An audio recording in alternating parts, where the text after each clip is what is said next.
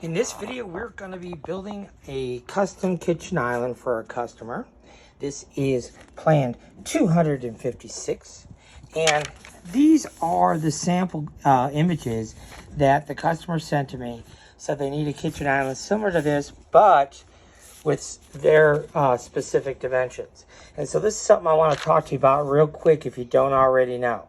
If you need a set of plans for something that you've seen, such as this, you saw this on Pinterest or Etsy or something, and you like the design, but you need a set of working plans to build it, we can do that for you.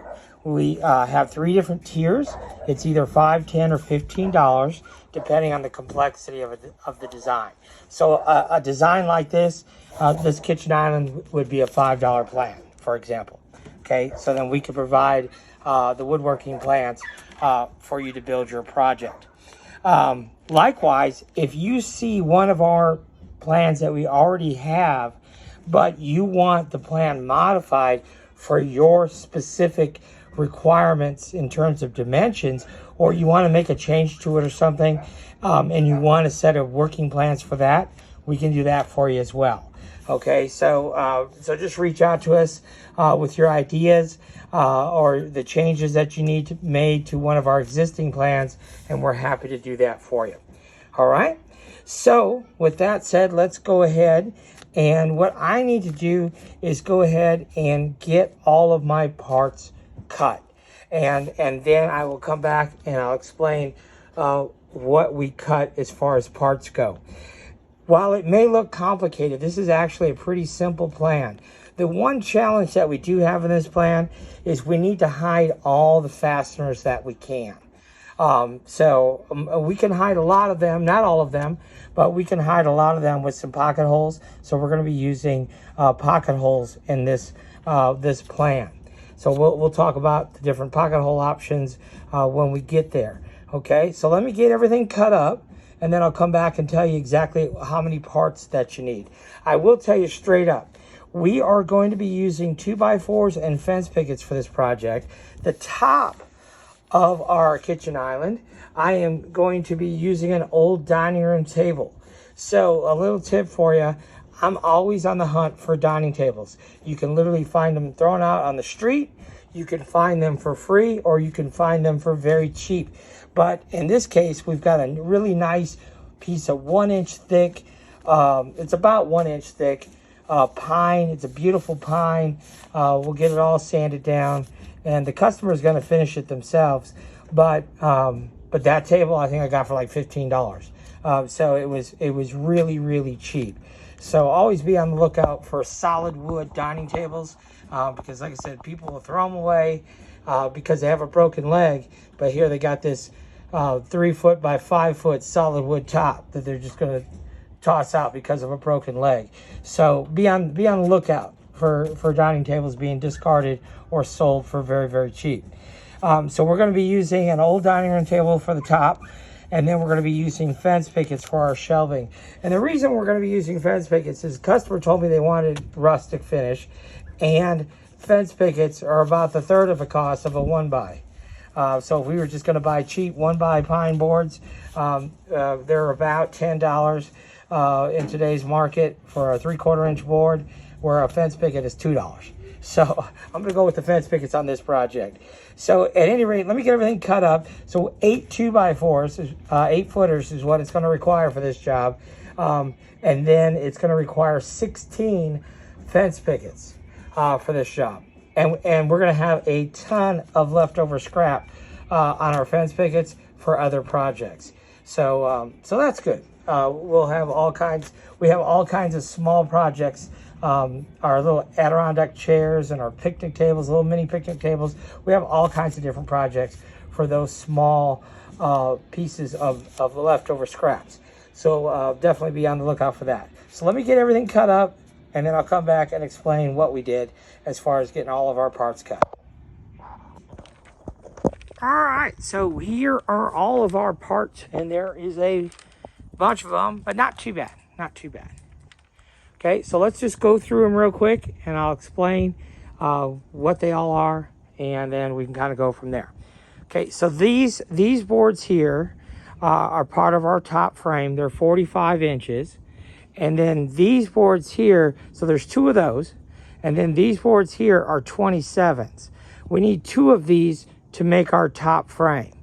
Okay? And then those 2, we need some pocket holes. 2 on this side, 2 on that side, on both boards. Okay? So these boards are going to make up our top frame, just like so. All right? And then we have these here, which are 39 and 3/4, and those are going to make up these are 39s. So there's 4 of them, and those are going to make up what I call our side supports.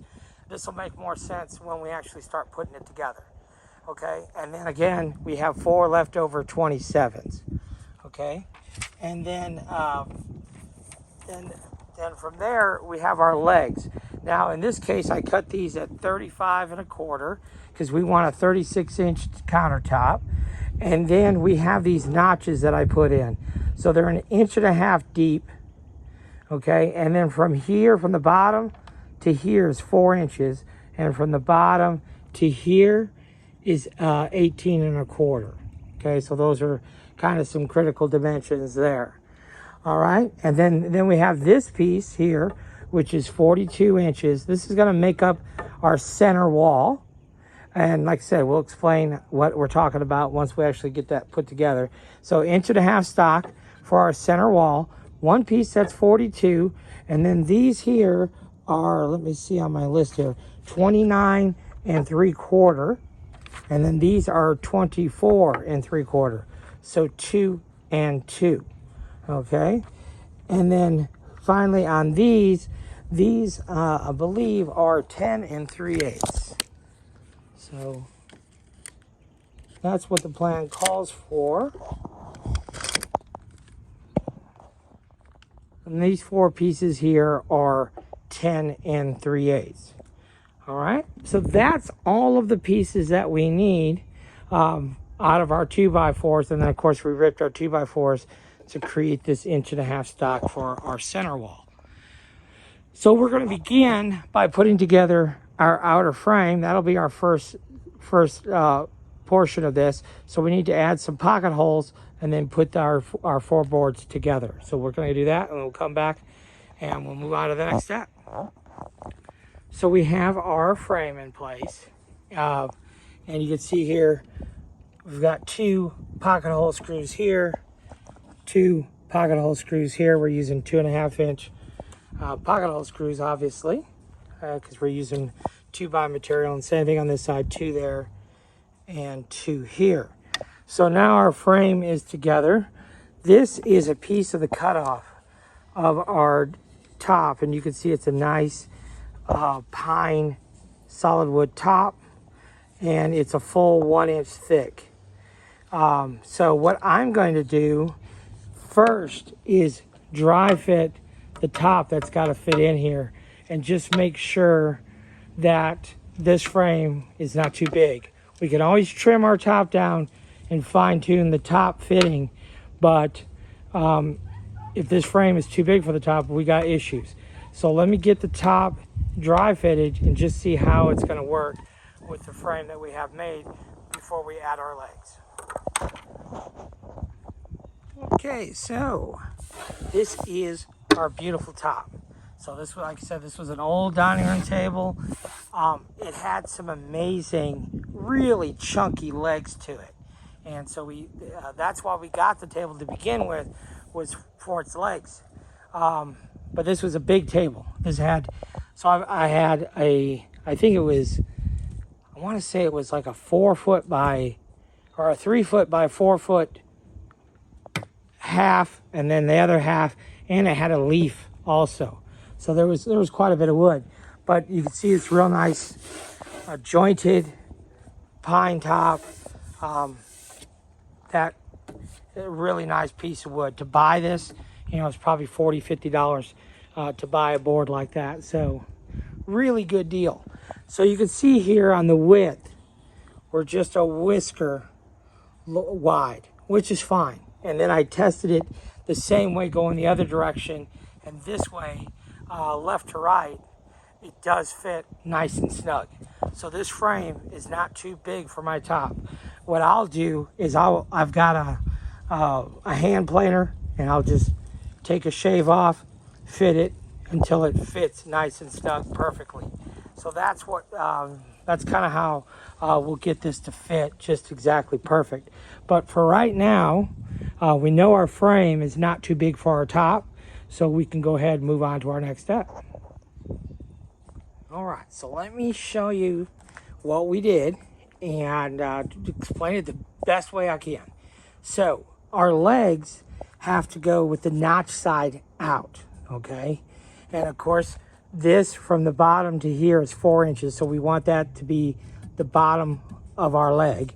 And then up top here, because my top is 1 inch thick, I used a piece of scrap, and this top is going to be flush with our frame, okay?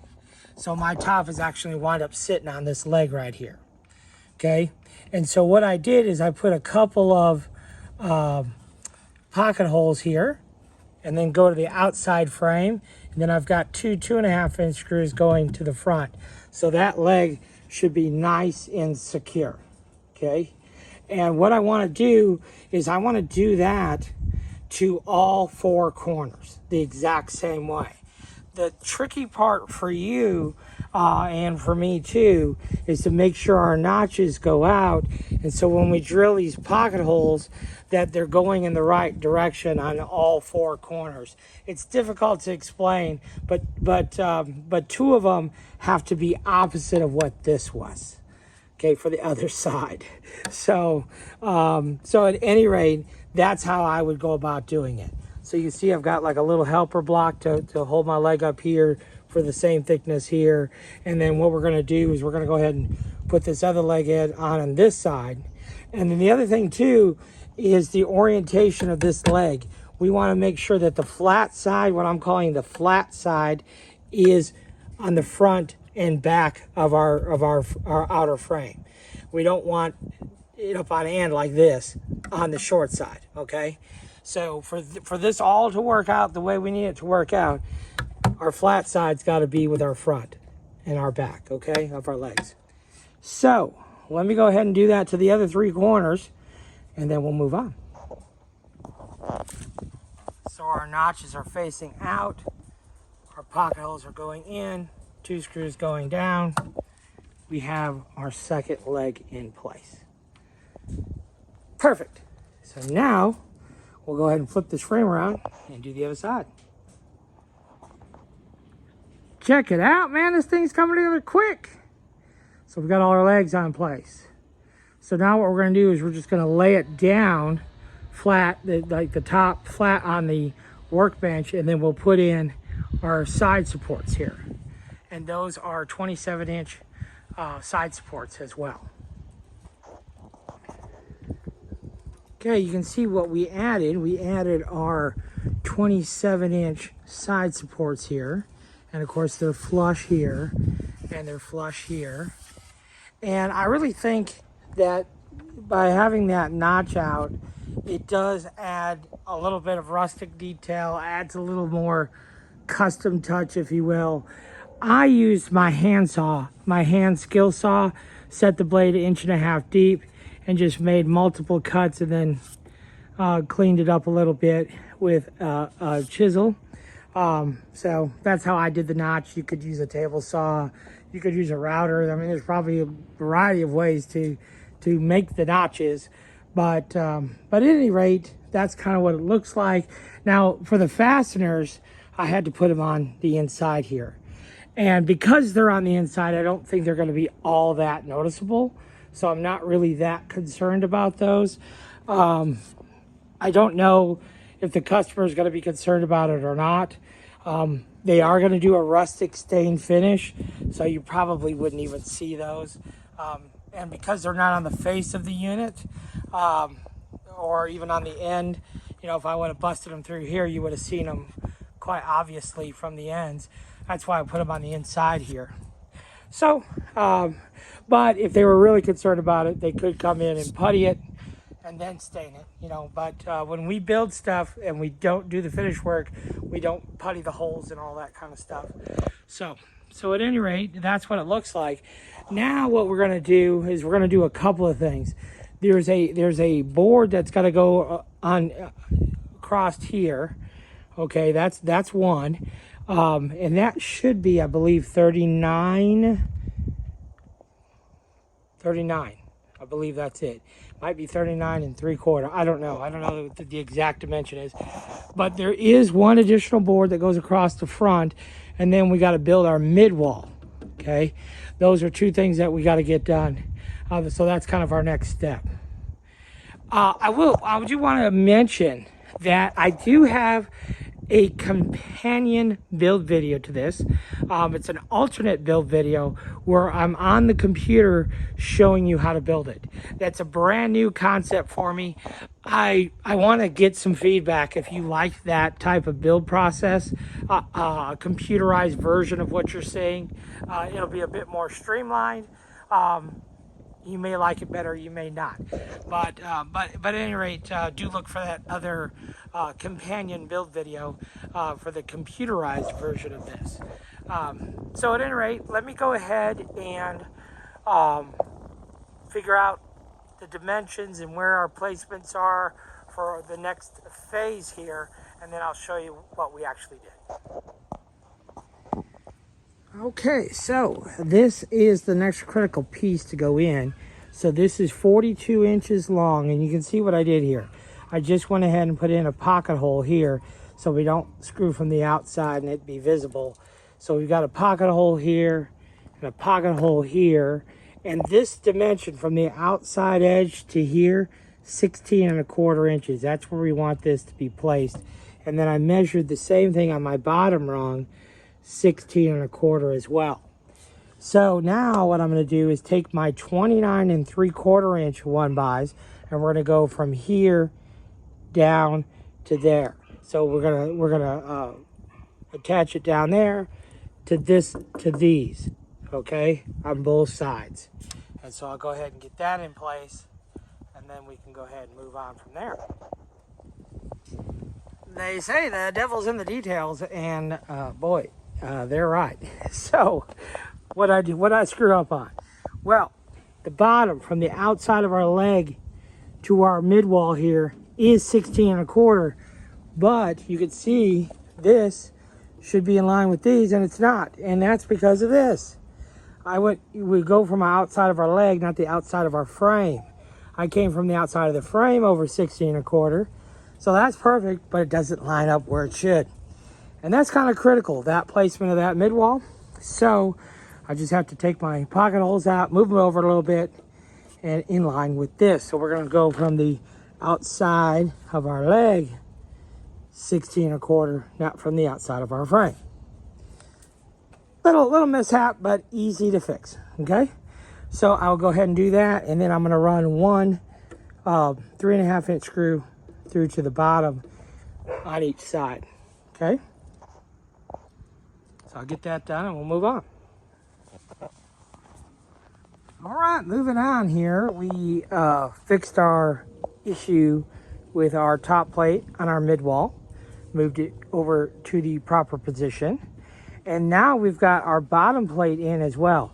So this is 36 inches long. You can see we have a pocket hole on either side going in, and we came down 3 1/2 inches. Okay. So what we want to do now is we want to put a couple of intermediate pieces in. Those are the 24 3/4 is what it should work out to be. So we'll go ahead and put those into place. And those we could just come through the bottom with 3 1/2 inch screws is probably how we'll do those. And then we'll flip it upside, put it right side back up and go right through that top plate and put those intermediaries in. So let me go ahead and get those positioned, and then we'll go from there. Well, you can see my mid wall is now complete. So that all looks real good. What we did is we came over from the inside of this vertical here, 11, then that leaves us 11, and then that leaves us 11. So that's how that worked out. Okay, so now what we're going to do is we're going to cut 10 pieces of fence picket that are 39 inches long. And that's going to require 10 fence pickets. Our fence pickets, though, are 72 inches long. So we have a lot of waste, almost 30 inches of waste. But that's okay, because like I said, we've got a lot of other projects we could build with those extra pieces of fence pickets, all kinds of things, stools, plant stands, that wheelbarrow right there. I mean, you name it, we can utilize those 30-inch pieces of fence picket for something. So no worries there. But what I'll do is I'll lay this down like so, okay? And that 30-inch mark is from here, or excuse me, 39 is from here to here, okay? So what I'm gonna do is I'll put a bead of glue all the way around here, and then I'll start right here flush with the bottom of this, flush right there, and go up with my boards. And it just so happens they'll fit perfectly that way all the way to the top. Okay, so I'll just, like I said, I'll put a little bit of glue, get my fence pickets, I'll get them all sanded and make them all nice before I attach them. And we have to do that to both sides.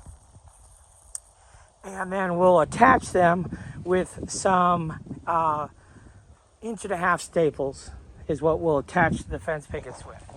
Okay, and once that glue dries, it'll be on there forever. So that's kind of our next step, is to go ahead and get our wall, go ahead and get the wall decked out. So there are all 5 of our boards in place now. Now I did use wood glue, as I said, and then 1.5 inch staples to attach all of our boards. Now I have to flip the whole unit over and do the same thing to the other side. So I'll go ahead and get that done.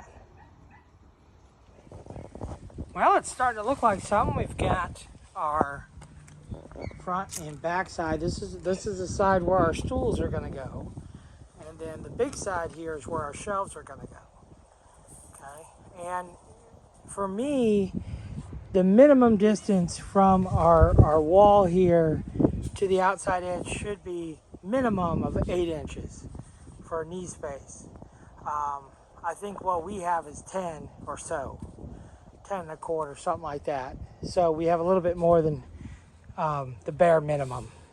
But I wanted to do that. I wanted to offset this wall because not have it centered, because we want our shelves to be as deep as possible.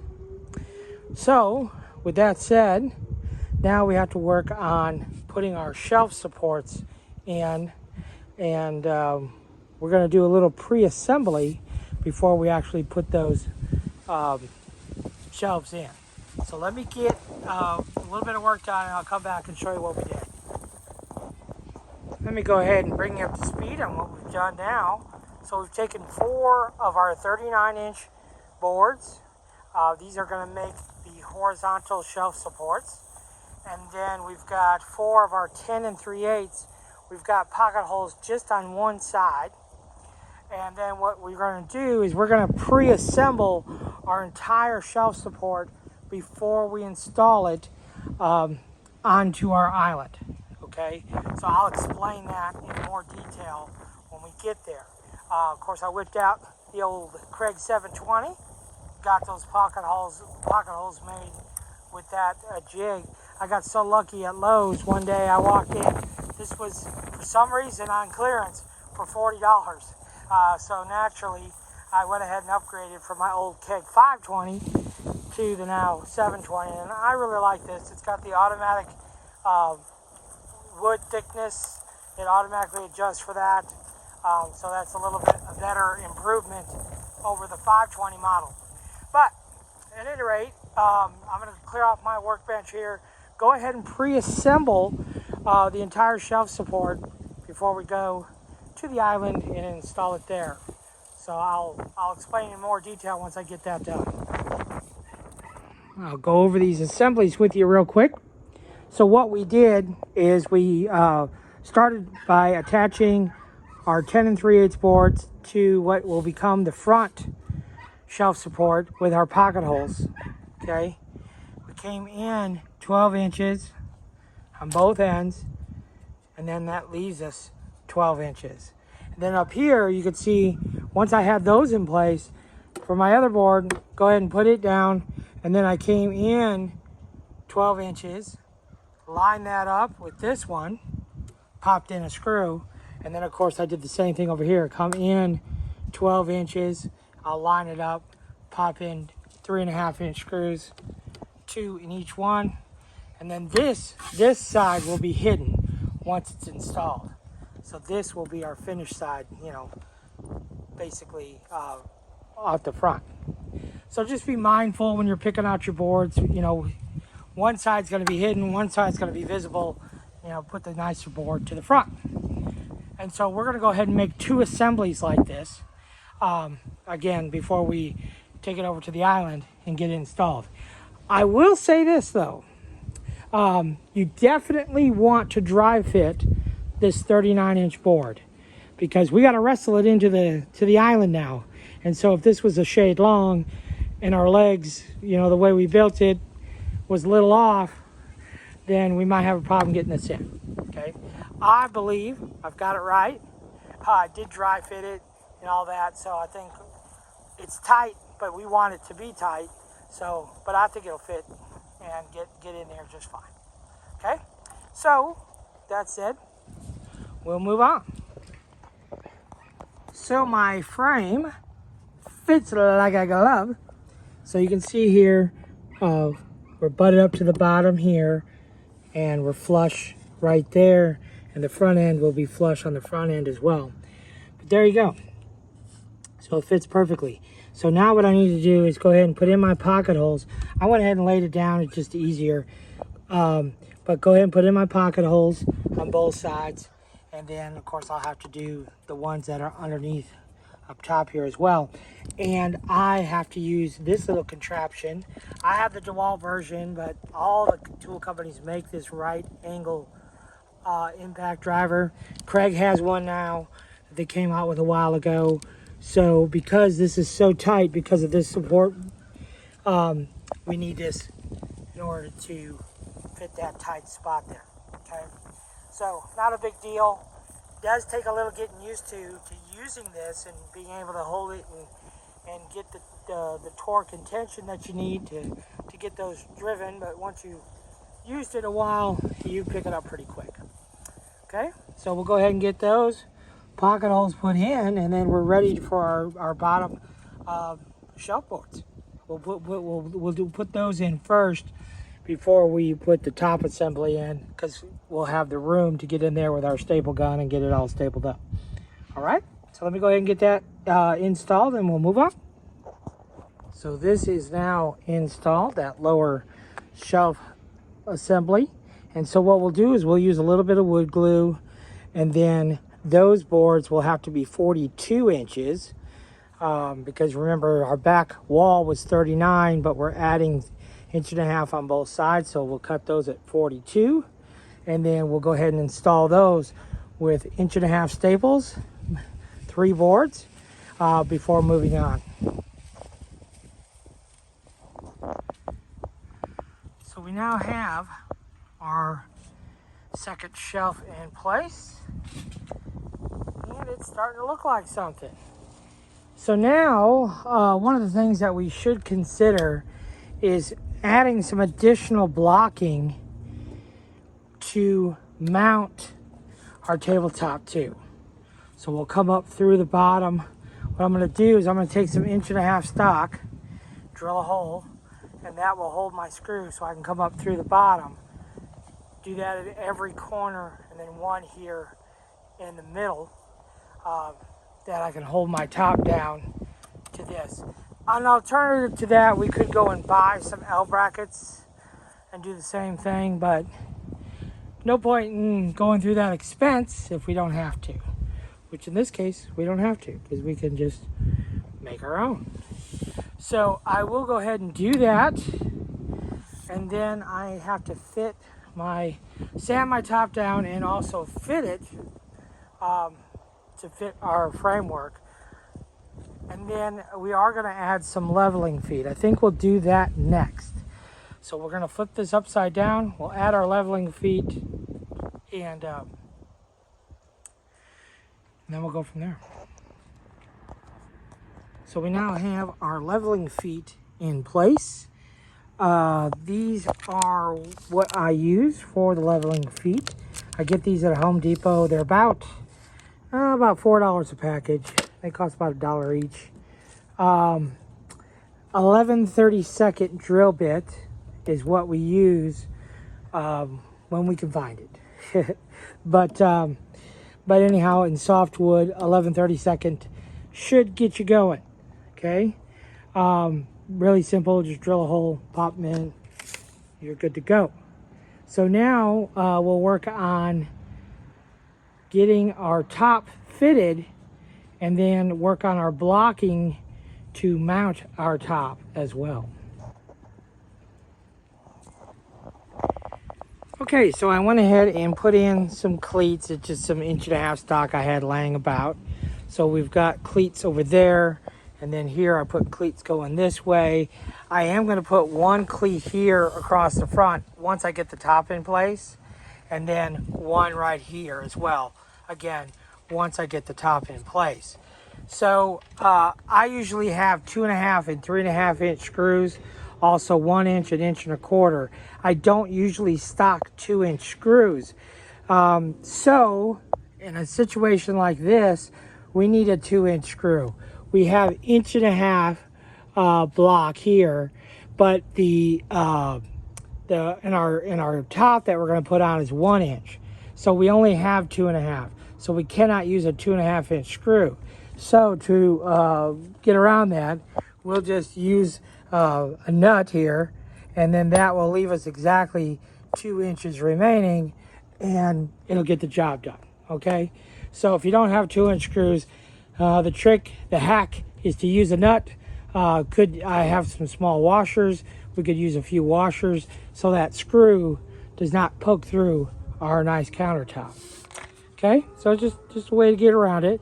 So now that I have all this blocking in place, I can go ahead and fit my top to this and get my top all sanded up. And then we can go ahead and get it mounted and add our additional cleats. And this one will be done. If you don't have one of these and you don't think you need one of these, you're wrong. Because I didn't have one, and I really didn't think I had a need for one, but this thing has actually been absolutely invaluable for lots of different reasons. But it will be the perfect tool for this job. We got to just shave just a little bit, But ever since I've had this tool, it's really been an invaluable tool. So it's something I use a lot. It's totally worth the money. So if you're looking to buy a new tool, it's only like $90. It's cheap, and what I consider cheap anyhow. But it is a really invaluable tool. It does a great job. Like I had the reason I bought it was I had a live edge slab that I had to plane down, and I didn't have a planer. And I see people do it all the time on the internet with these things, and I was like, well, I'm going to try it, and it actually worked absolutely beautifully. Right out of the box, no issues. It really works well. So get one. All right, so I'm going to use it just to shave a little bit off, test fit it, shave a little bit off, test fit it. I think we're okay top to bottom. Might have to trim just a little bit, but the side to side, I'm probably about an eighth off. So I'm going to use this to get it cleaned up. So there is our finished product. You can see that top really turned out pretty. Got it sanded down to 150 grit. Just a really pretty top.